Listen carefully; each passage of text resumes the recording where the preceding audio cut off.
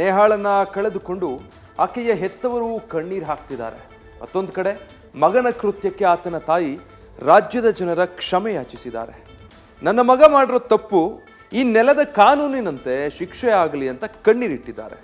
ಆದರೆ ಕಿರಾತಕ ಫಯಾಜ್ ಈ ಹಿಂದೆ ಆಸ್ತಿಗಾಗಿ ತಂದೆಯನ್ನೇ ಕೊಲೆ ಮಾಡೋದಕ್ಕೆ ಹೋಗಿದ್ದ ಅನ್ನೋ ಸ್ಫೋಟಕ ಮಾಹಿತಿ ಕೂಡ ಬಹಿರಂಗವಾಗಿದೆ.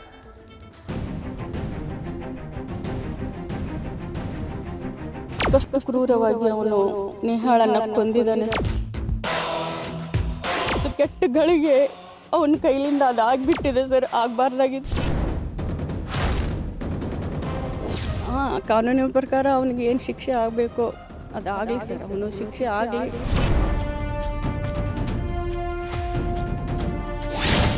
ಕೆಲಸ ಹುಡುಕೊಂಡು ಮನೆಯಿಂದ ಹೋದವನು ಮಾಡಿದ್ದು ಕೊಲೆ. ಮಗನ ನೀಚ ಕೃತ್ಯಕ್ಕೆ ಕಣ್ಣೀರಿಟ್ಟು ಕ್ಷಮೆಯಾಚಿಸಿದ ಫಯಾಜ್ ತಾಯಿ. ಹುಬ್ಬಳ್ಳಿಯಲ್ಲಿ ಕಾಂಗ್ರೆಸ್ ಕಾರ್ಪೊರೇಟರ್ ಪುತ್ರಿ ನೇಹಾ ಹತ್ಯೆ ಖಂಡಿಸಿ ರಾಜ್ಯಾದ್ಯಂತ ಆಕ್ರೋಶ ಭುಗಿಲೆದ್ದಿದೆ. ಆರೋಪಿ ಫಯಾಜ್ನನ್ನ ಗಲ್ಲಿಗೇರಿಸಬೇಕು, ಎನ್ಕೌಂಟರ್ ಮಾಡಬೇಕೆಂದು ಸಾರ್ವಜನಿಕರು ಆಗ್ರಹಿಸುತ್ತಿದ್ದಾರೆ. ಮತ್ತೊಂದು ಕಡೆ ಫಯಾಜ್ನ ಹೆತ್ತವರು ಕೂಡ ಮಗನ ನೀಚ ಕೃತ್ಯದಿಂದ ಕಣ್ಣೀರಿಡುವಂತಾಗಿದೆ.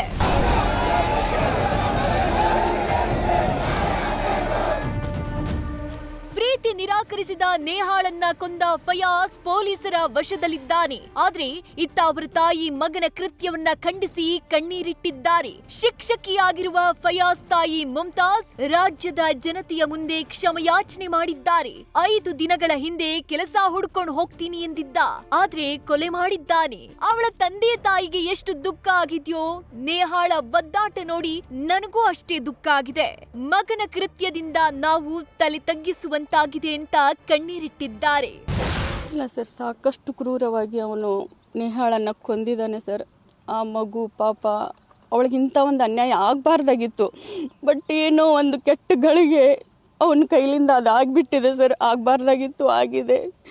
ಬಟ್ ಆ ಮಗು ಅದು ಎಷ್ಟೊಂದು ವಿಲಿ ಅಂತ ಒದ್ದಾಡಿರುತ್ತೋ, ಆ ಮಗು ಪ್ರಾಣ ಬಿಡಬೇಕಾದ್ರೆ ಅದರ ಎಷ್ಟು ಕಷ್ಟ ಆಗಿರುತ್ತೋ ಸರ್. ನನಗೆ ಅದನ್ನು ಟಿವಿಯಲ್ಲಿ ನೋಡಿ ನಾನು ಅಲ್ಲೇ ಕುಸಿದು ಬಿದ್ದಿದ್ದೀನಿ ಸರ್. ಇನ್ನು ಮಗನ ಕೃತ್ಯವನ್ನ ಖಂಡಿಸಿರುವ ತಾಯಿ, ಯಾವ ಮಕ್ಕಳು ತಪ್ಪಾಡಿದ್ರು ಅದು ತಪ್ಪೇ. ಆತ ಮಾಡಿರುವ ತಪ್ಪಿಗೆ ಈ ನೆಲದ ಕಾನೂನಿನಂತೆ ಶಿಕ್ಷೆ ಆಗ್ಲಿ ಅಂತ ಆಕ್ರೋಶ ಹೊರಹಾಕಿದ್ದಾರೆ. ಶಿಕ್ಷೆ ಆಗ್ಬೇಕು ಸರ್ ಅವನಿಗೆ. ಅವ್ನು ತಪ್ಪು ಮಾಡಿದಾನಲ್ಲ ಸರ್, ತಪ್ಪು ಮಾಡಿದವ್ರು ಶಿಕ್ಷೆ ಆಗಲೇಬೇಕು. ನಾನು 100 ಮಕ್ಕಳಿಗೆ ನಾನು ಶಿಕ್ಷೆ ಕೊಡ್ತೀನಿ ಸರ್. ಇವಾಗ ನನ್ನ ಮಗ ತಪ್ಪು ಮಾಡಿದಾನೆ ಅಂದರೆ ಅದು ತಪ್ಪೇ ಅಲ್ವಾ ಸರ್? ಅವನಿಗೆ ಕಾನೂನಿನ ಪ್ರಕಾರ ನಮ್ಮ ಘನ ಸರ್ಕಾರ ಅವನಿಗೆ ಏನು ಶಿಕ್ಷೆ ಕೊಡಬೇಕು, ಅವನಿಗೆ ಶಿಕ್ಷೆ ಅನುಭವಿಸ್ಲಿ ಸರ್ ಅವನು. ಬಟ್ ನಾವು ಶಿಕ್ಷಕಿ ಆಗಿ ನನ್ನ ಮಗ ಮಾಡಿರೋ ತಪ್ಪಿನಿಂದ ನಾನು ತಲೆ ತಗ್ಸುವಂತಾಗಿದೆ. ಇಡೀ ನನ್ನ ಕರ್ನಾಟಕದ ಜನತೆ ನನ್ನನ್ನು ಕ್ಷಮಿಸಬೇಕು. ಆಸ್ತಿಗಾಗಿ ತಂದೆಯ ಮೇಲೆ ಹಲ್ಲೆ ಮಾಡಿದ್ನಂತೆ ಫಯಾಜ್ ತಾಯಿ ನೋಡಿದ್ರೆ ನನ್ನ ಮಗ ಒಳ್ಳೆಯವನು ಅಂತಿದ್ದಾರೆ. ಆದ್ರೆ ಫಯಾಜ್ ತಂದೆಯನ್ನೇ ಕೊಲೆ ಮಾಡೋಕ್ ಹೋಗಿದ್ದ ಅನ್ನೋ ಸ್ಫೋಟಕ ಮಾಹಿತಿ ಬಹಿರಂಗವಾಗಿದೆ. ತಂದೆ ದೂರವಾದ ಬಳಿಕ ಮುಖ್ಯ ಶಿಕ್ಷಕಿಯಾಗಿದ್ದ ತಾಯಿ ಜೊತೆ ಫಯಾಜ್ ವಾಸವಿದ್ದ. ತಂದೆ ಗಳಿಸಿದ್ದ ಆಸ್ತಿ ಮೇಲೆ ಕಣ್ಣು ಹಾಕಿದ್ದ ಫಯಾಜ್ ಆಸ್ತಿ ವಿಚಾರಕ್ಕೆ ತಂದೆ ಮೇಲೆ ಹಲ್ಲೆ ಮಾಡಿದ್ನಂತೆ. ತಂದೆ ತಾಯಿ ಜಗಳದ ಮಧ್ಯೆ ತಾಯಿ ಪರವಾಗಿ ನಿಂತು ಜಗಳವಾಡಿದ್ದ. ಠಾಣೆಯ ಮುಂದೆ ಫಯಾಜ್ ಅಪ್ಪನ ಮೇಲೆ ಹಲ್ಲೆ ಮಾಡಿದ್ದ. ಮಗನಿಂದ ರಕ್ಷಣೆ ಕೊಡಿಸಿ ಅಂತ ದೂರು ನೀಡಿದ್ದ ಬಾಬಾ ಸಾಹೇಬ್. ಈ ಹಿನ್ನೆಲೆ ಫಯಾಜ್ ನನ್ನ ಠಾಣೆಗೆ ಕರೆಸಿಕೊಂಡು ಪೊಲೀಸರು ಬುದ್ಧಿವಾದ ಹೇಳಿದ್ರು. 3 ತಿಂಗಳ ಹಿಂದೆ ಮುಚ್ಚಳಿಕೆ ಪತ್ರ ಬರೆಸಿಕೊಂಡು ಮತ್ತೆ ಹಲ್ಲೆ ಮಾಡಿದ್ರೆ ಜೈಲಿಗೆ ಕಳಿಸುವುದಾಗಿ ಎಚ್ಚರಿಕೆ ನೀಡಿ ಕಳಿಸಿದ್ರಂತೆ. ತಿಂಗಳದಿಂದನ ಅವ್ರ ತಂದೆನ ಕೊಲೆ ಮಾಡಲಿಕ್ಕೆ ಪ್ರಯತ್ನ ಮಾಡಿದ್ರು. ಸ್ವಲ್ಪದರಲ್ಲಿ ಅವರ ತಂದೆ ಉಳ್ಕೊಂಡಿದ್ದಾನೆ. ಇದು ಎಲ್ಲೇ ಮುನವಳ್ಳಿ ಸ್ಟೇಷನ್ನಲ್ಲಿ ನಡೆದಂಥ ಘಟನೆ ಅನ್ನೋದು ಸ್ಪಷ್ಟವಾಗಿ ಹೇಳ್ತೀನಿ.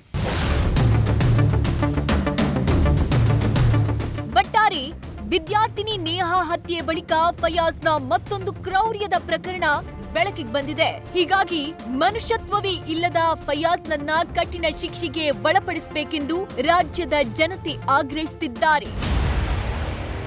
Vinod, news first, Dharwad.